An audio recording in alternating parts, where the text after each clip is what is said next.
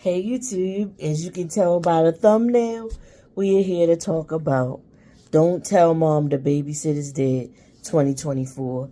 It's I don't know what the budget for the original was. The original came out in 1991 and it starred Christina Applegate. This version that just came out is all black cast. Well, the family, the kids and everything, the main people, black cast. And they changed some stuff in the storyline, and things are updated to, coincide with what's going on in the world today, or whatever, right? So the main character, her name is LaTonya Crandall. So that's one of the things that they kept the same. The last name is Crandall. They kept the house looking similar to the house that they had in the original movie. Again, I don't know how much the budget was for that movie, but you can tell that this budget wasn't that big. This movie came out on BET Plus. Okay? So, who else we have? So, the main character is played by Simone Joy-Jones. She plays Lisa on Peacock's Bel-Air. This is her, if you're not familiar. Okay? Her name is LaTonya Crandall in this movie. The lady who plays the babysitter, because we all know the plot line, the mother, for whatever reason, is a single mother, widowed, whatever. She's a single mother, goes away for a few months during the summer for the summer, and the eldest child, a daughter, is left to take care of herself and her younger siblings once the babysitter that the mom gets to come and take care of the kids for the summer has passed away for whatever reason, from whatever circumstance. So, in this movie, surprise, surprise, surprise, the mom is played by Miss Pat, the comedian Miss Pat, from the Miss Pat show. I don't think I need to put her picture here. Everybody know who Miss Pat is. If you don't, this is her right here. Miss Pat is the mom. She has a corporate job. She's at work, and she finds out in the boardroom, no less, that her boss gave the promotion that she was hoping for to his son. Nepotism alive and well. The boss is white, the son is white, Miss Pat is black. She, in a fit of rage, throws a laptop and breaks it and stuff like that. So they send her on some kind of retreat to deal with her rage and anger management, things like that. So she comes home, and the kids, all in their mind, oh yeah, mommy gonna be going on summer, we're gonna be throwing parties, we're gonna do what we want to do. Then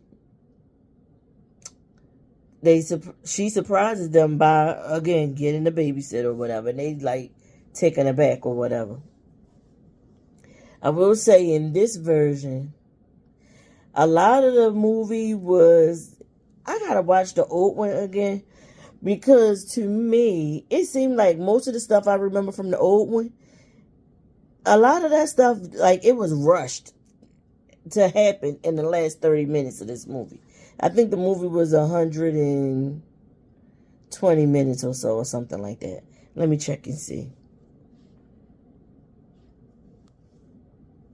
It was, this is ahead. Oh, I'm wrong. It was an hour and 39 minutes. Or an hour and 42 minutes. But anywho, the mother goes to her retreat.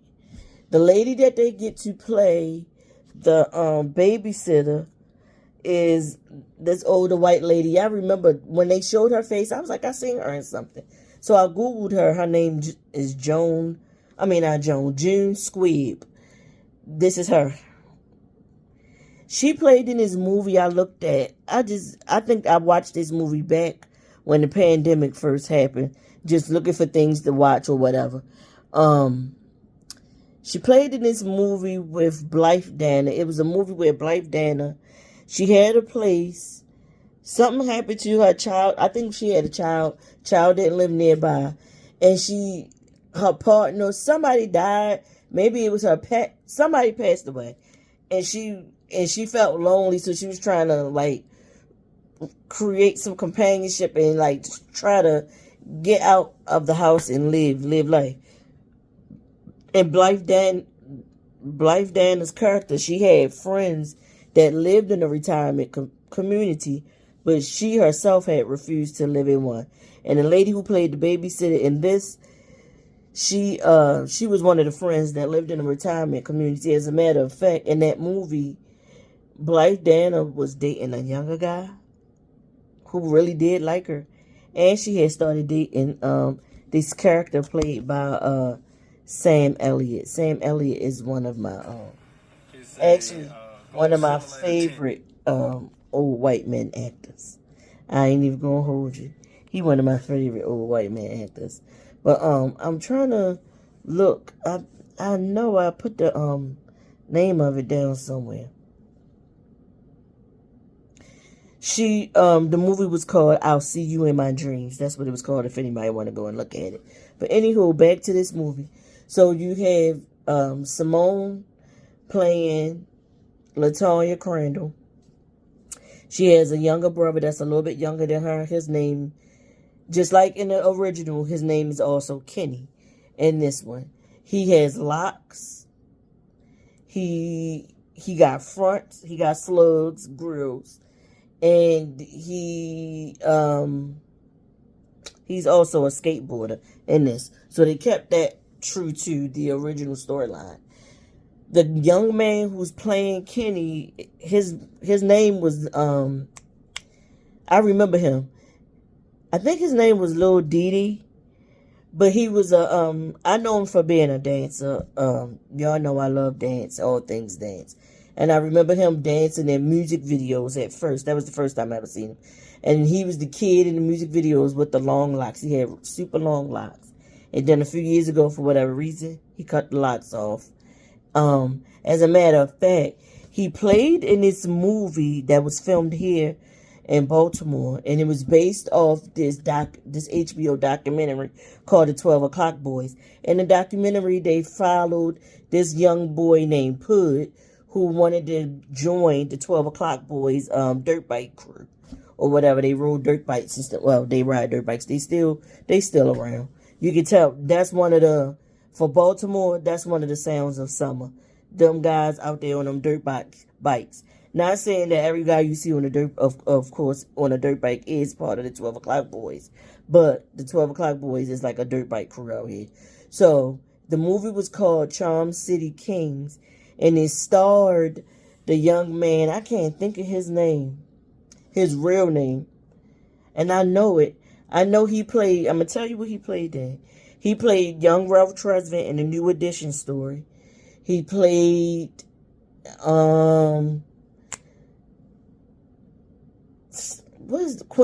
played the Queen and Slim. He was the mechanic's son who went out there to protest and stuff like that. It was had all his anger built up in him or whatever. I can't think of his name right now. I used to know that boy's name, but I don't know it. It's like out of sight, out of mind or whatever. But Lord Didi, he played in that movie Charm City Kings. He was one of the best friends or whatever in Charm City Kings. Also, he most recently been playing as Nicole's boyfriend on BMF. On BMF, his name is Breeze. The one that she met when she was out there doing volunteer work or whatever and being at the church with her mom. And now he's in this. Also, I'm going to tell you what I remember him from. Mostly, though. Like I said, when I first saw him, he was dancing. He danced in Usher's No Limit video. And I do believe he also was dancing in Chris Brown video for Party. Him and Keita to me seem to have come out as far as like dancing in people's videos and stuff. They came out doing that around the same time. Although Keita had his name on social media is Keita the Great.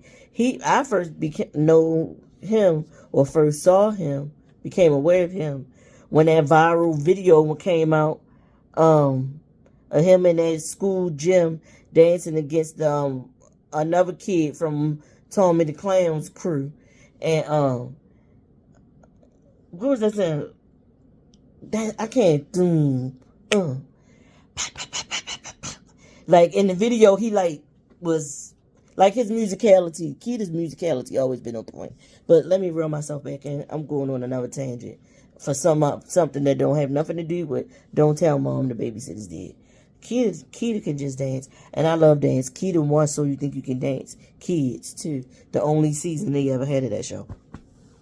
But anywho, so it's LaTanya or Tanya, Kenny. There's in the original movie, the sibling under Kenny was a boy named Zach. In this movie, the sibling is a young lady. Her name is Melissa. And the way that they updated it is that Melissa is into girls and boys in this movie. And then remember in the original movie, the youngest sibling, his name was Walter. Now, I don't remember what they was calling the youngest sibling in this movie. And he was a little different than Walter. Or some things happened different for him than it happened for Walter in the 1991 version of Don't Tell Mom the Babysitter's Dead. Alright? So, anywho, when the mother leaves them, as soon as she pulls off of her car, the kids are all talking about how they're going to have these parties. They will be doing this and that. The babysitter pulls out a Saturday night special, shoots in the air, and they looking at her like, what the hell? Like, what are you doing with a gun? This lady looks at them and said, listen, you little N-words. Those were her exact words. Listen, you little N-words. And they was like, just because you don't say the word full out doesn't make it any less racist. I was like, oh, wow, that's different from the original movie. Then we see a scene. She like, y'all not going to run over top of me, whatever. She gives her little speech. She got them in there cleaning up and doing all this other stuff. So we see Kenny go somewhere. I think he was in the garage.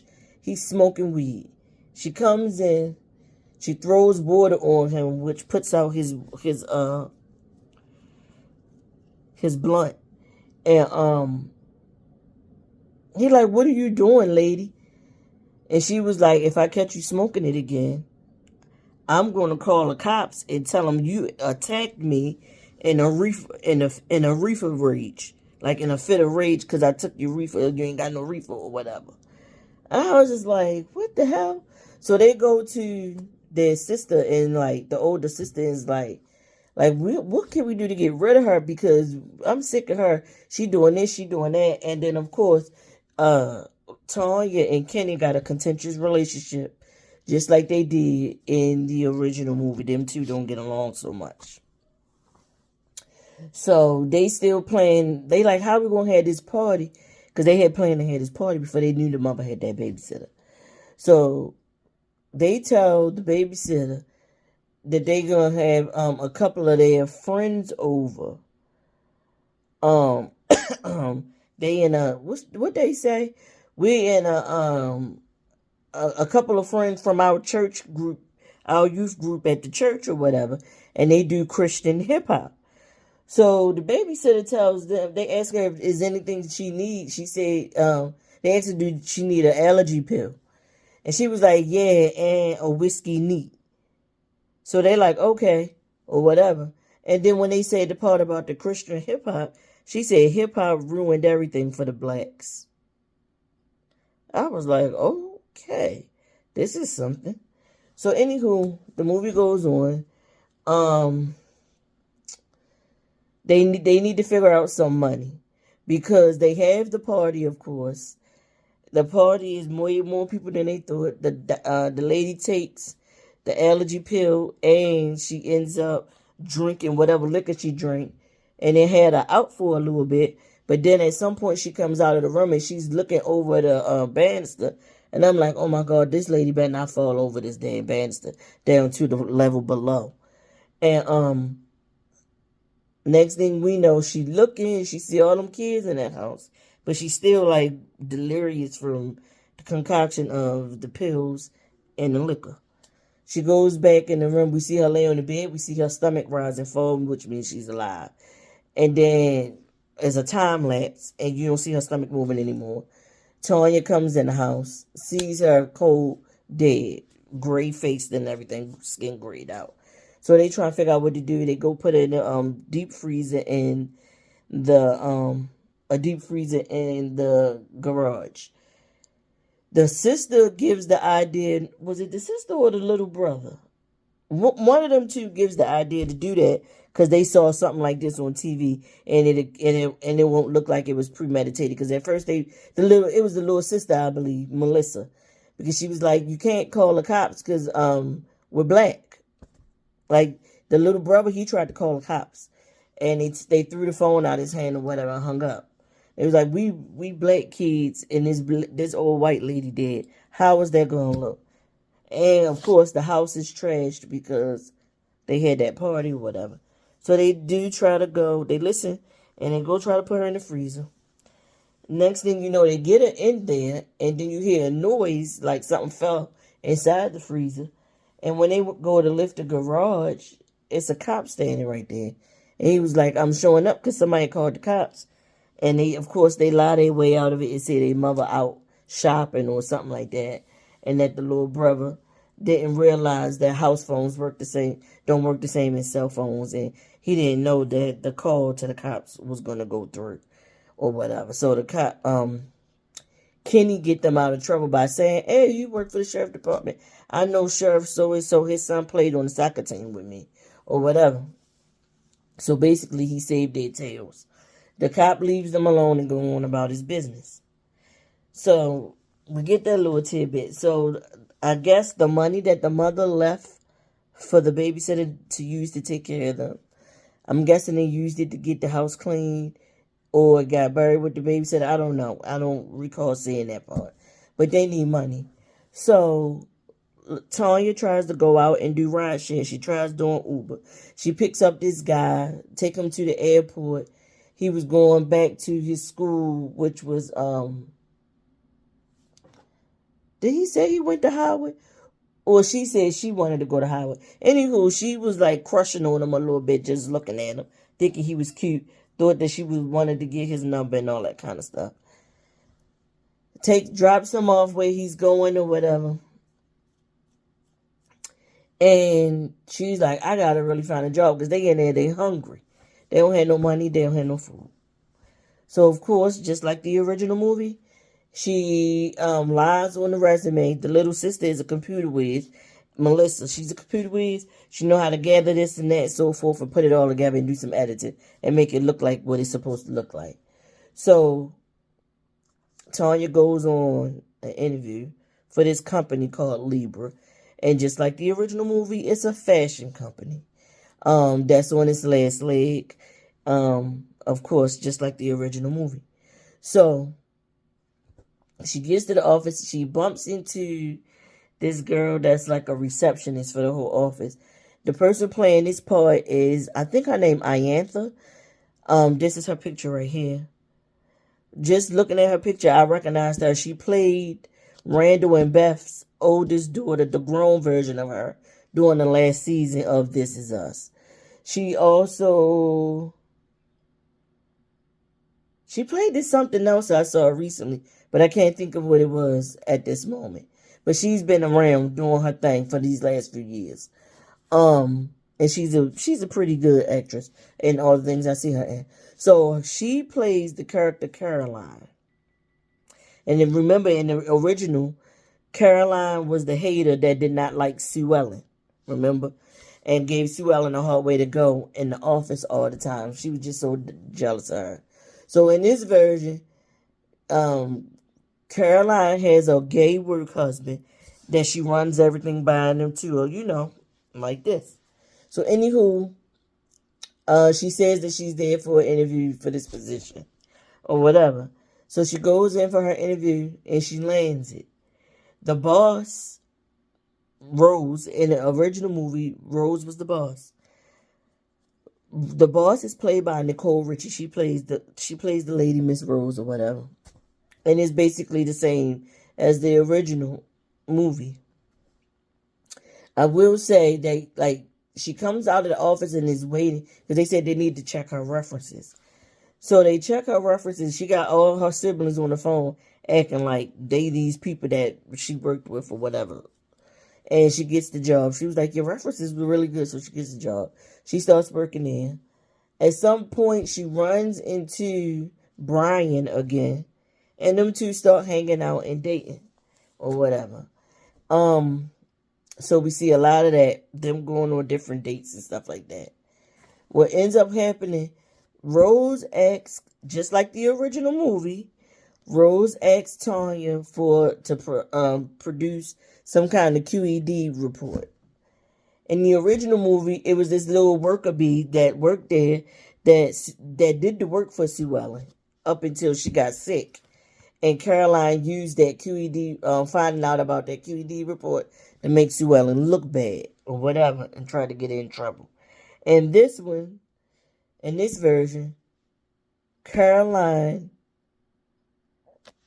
volunteers to do the QED reports for Tanya. And I'm just like, she was like, because we got to look out for one another. I'm over the fact, I'm over my whatever happened between us. Like, she hated that girl. And it was all because she was mad because she wanted the position that LaTanya was given instead of just being the office receptionist or whatever. So, anywho, remember in the original version, they had that big lockbox with all this petty cash. Well, in this version, it's a credit card. Now, this is all the stuff that happens in the last 30 minutes of the movie. First of all, about the last 35 minutes of the movie. First of all, Brian and Tanya are out on a date eating tacos. As they were leaving the area where they were eating the tacos, they see Rose's boyfriend that they just became exclusive, Gus. Gus is played by Jermaine Fowler. Y'all know who he is. He a comedian and or a comedic actor. He played in Coming to America as the long-lost son that was from New York. He also played in The Blackening. He was the villain and the killer in The Blackening. This is what he looks like, if you're not familiar. I thought it was weird. I wonder if that was a wig. I mean, not a wig. I wonder if the bald head that he was sporting in this movie was one of them bald caps or something like that, because we've known him to have hair. And he looked odd without the hair or whatever. But in this movie, Rose is dating a younger man, which is Gus. I was like, so they're going to keep the original man name, which is Gus, but you're going to make him a young guy that's messing with an older woman. I ain't like that. But anywho, and it wasn't believable. But anywho, as they were leaving the taco stand, Tanya sees him tonguing down somebody else. And apparently he had recently told Rose that he wanted to be exclusive, that they in a monogamous relationship or whatever. She tells Brian to stand there, and Tanya goes over to Gus to say a few choice words to him about cheating on Rose or whatever. And that's another difference. In the original version, Gus was coming on to Sue Ellen. And I'm thinking because of the times that we're in, they had to change that part of the storyline. Because remember, in the original, Gus was an older man and Sue Ellen was only 17. So, pedophilia, no. They're not going to make a movie with that kind of storyline in it anymore. So, I think that's why they changed it up. I will say, after that date that they had, Brian was getting some kind of award, and he kept talking about it, and he wanted LaTanya to be his date to that and see him get this award. And we all know Brian and Caroline are brother and sister. So he been telling his sister about this girl he be seeing, and I think he said her name was Tanya, but she never put it together that it was the same Tanya in her office, because they was calling her LaTanya or whatever, and she was doing her due diligence to like scour the internet, all her social media pages to try to figure out who she was and tell me some she a fraud, she this, she that. The work husband was like, stop it. Like, let it go. And she didn't want to let it go. He told her to stop stalking her and stuff, but she kept doing what she was doing. So anywho, she get home and she finds out that they've been ordering the kid's been ordering all this stuff, just like in the original movie. With the money. Well, I mean, with that credit card. The little brother, he ordered this big, tall birdhouse with all these crows, like a 3-story birdhouse with all these crows. Kenny then ordered a ramp to do skateboarding in the backyard and all that kind of stuff. And Melissa bought video games or something to play with her girlfriend and her boyfriend. So, like I said, Melissa is bi or pan or something. But they all the things that they bought combined with the bill from Whole Foods from them going to the market came to $12,000. And Tanya is trying to figure it out. Anywho, she gets back to work, and at some point they have this big meeting, and Rose finds out that there were some protesters. It was like a sweatshop type of situation going on. They were supposed to have a launch for something, and the protesters set this warehouse or whatever with the stuff in it on fire. So she like, we all gonna lose our job. So, wait a minute, I'm leaving out something. Yeah, just before that happened, when she went to have the meeting, before the protest happened, she went to have a big meeting with the big bosses. Rose did, and she asked for another QED report. Tanya was looking crazy.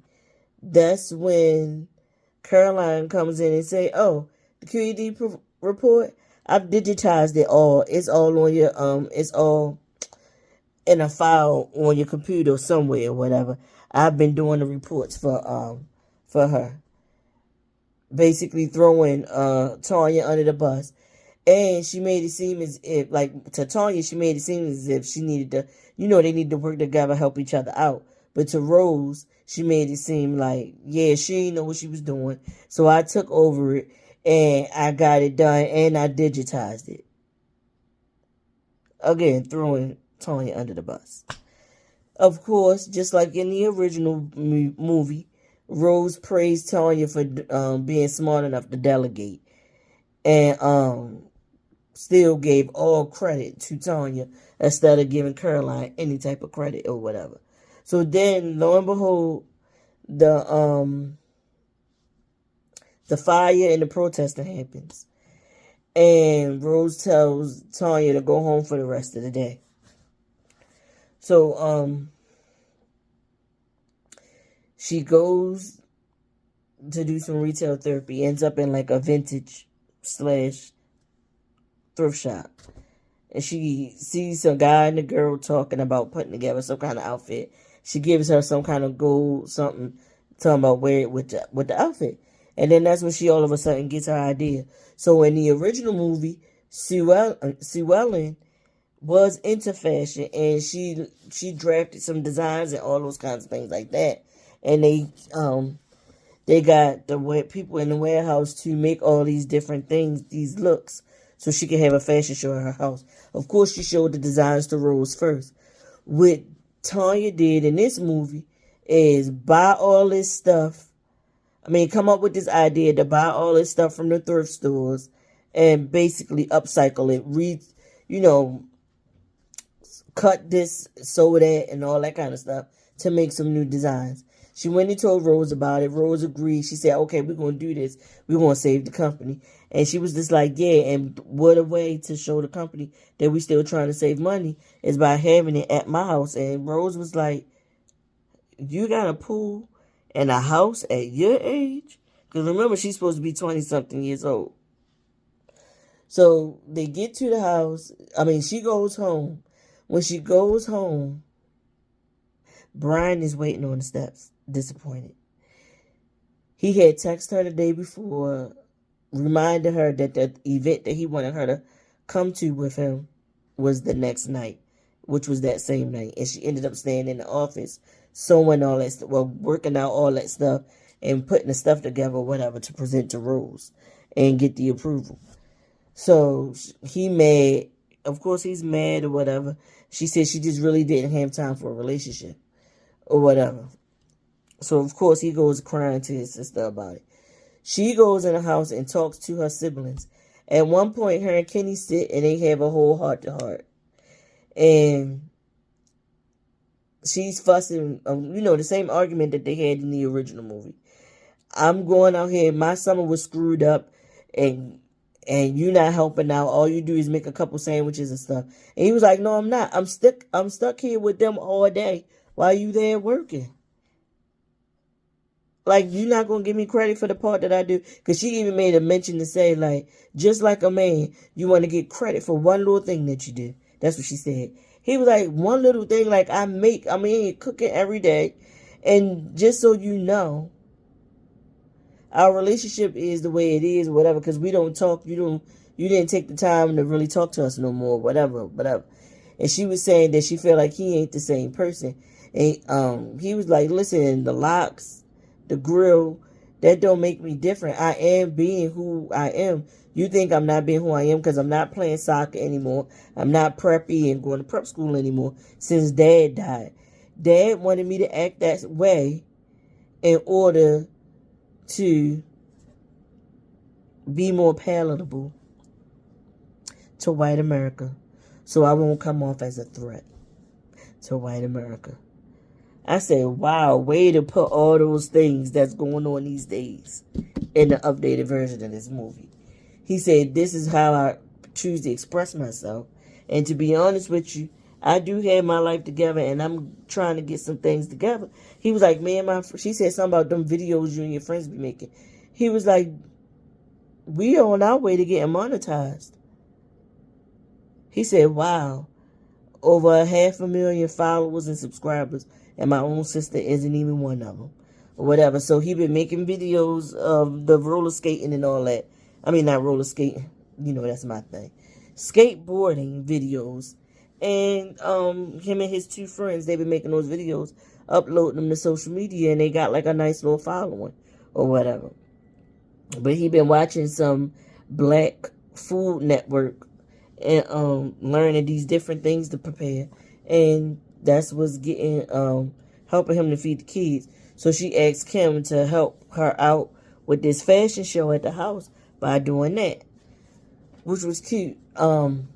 One day she had asked, I know when they had that conversation, the heart to heart, after she came home one day, and he was having a pool party in the backyard with a bunch of friends, and she got mad to everybody. They had to leave. Some young lady was still standing there, a little white girl. She called the girl a hoe. The little girl was like, I'm not a hoe, actually. Like, I'm a virgin.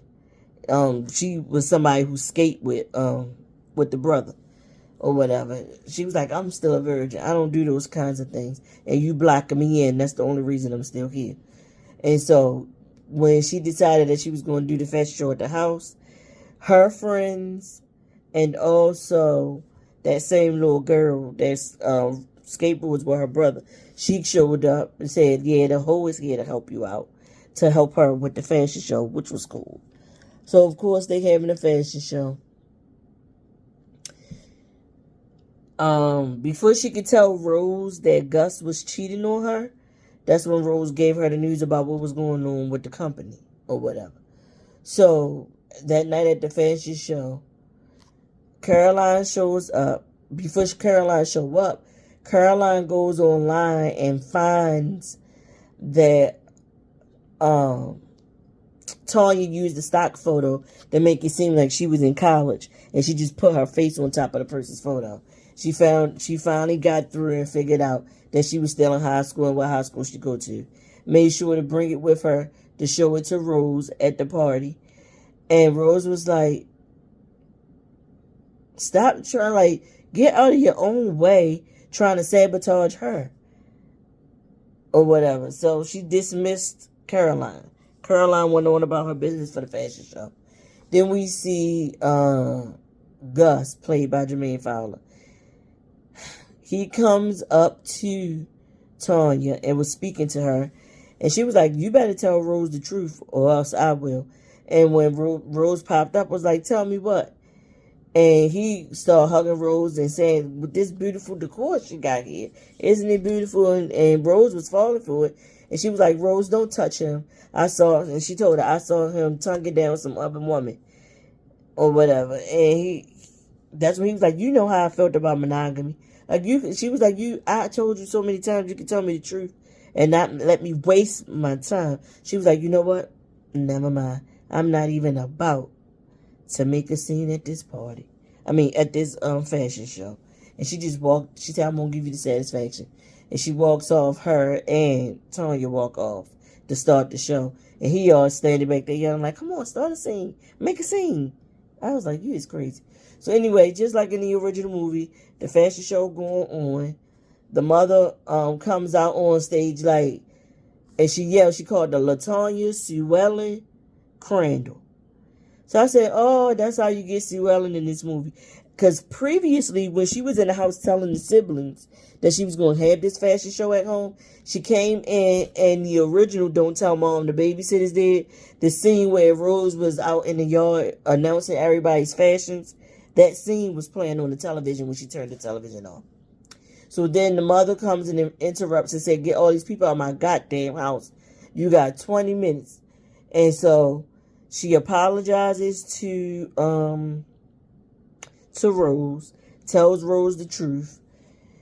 She gives credit to Caroline for doing the QED reports and all that kind of stuff like that, which is good. And then that's when she was like, all right, so we only got 15 minutes left. Y'all still got to get out of my mom's house. So everybody started leaving or whatever. That's when Rose pulls her aside and was like, you, with all of that, like, you still made it work. She was like, how about doing a LeBron and skipping college and just coming to work for me? She was like, no, I got my heart set on going to Howard University or whatever. And then that's when Rose was like, okay, well, you're going to still be my assistant and I'm going to pay $90-something thousand towards your education as long as you promise that you're going to, when you graduate, you're going to come back and still work with the company. And she was like, sounds like a plan.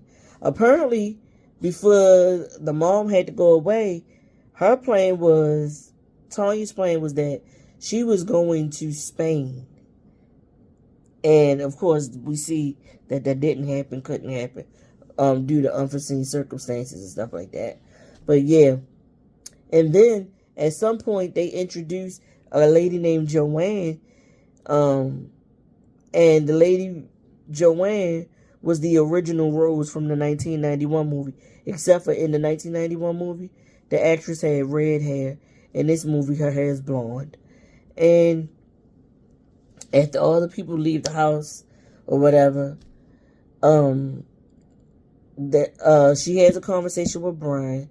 Them two basically make up. He told her it was real cool what she did and all that kind of stuff. He gave her props for that. And they decide they're going to continue to see each other.